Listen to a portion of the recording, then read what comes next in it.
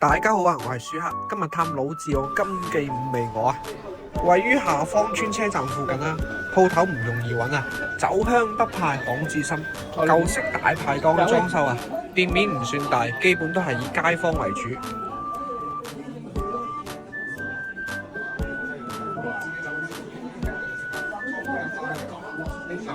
首選招牌菜五味鵝啊，食起身嘅味道多樣化，工序肯定就唔簡單啊！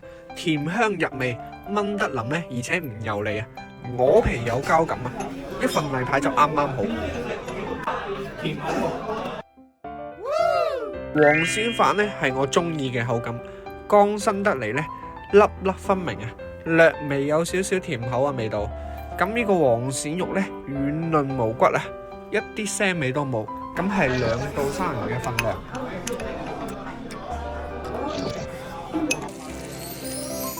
鐵板雞雜啊，呢個時候出場簡直就係精彩啊！一開蓋撲面而嚟嘅鐵板熱氣啊，雞雜十分入味啊，而且啲配料都好好食，推薦大家過嚟一定要點啊！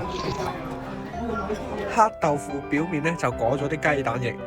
煎完咧有一層雞蛋皮，十分香口，而且配上呢個包汁咧，好送飯啊！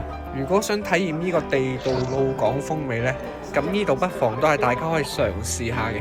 約埋啲朋友喺度咧，食個飯吹個水。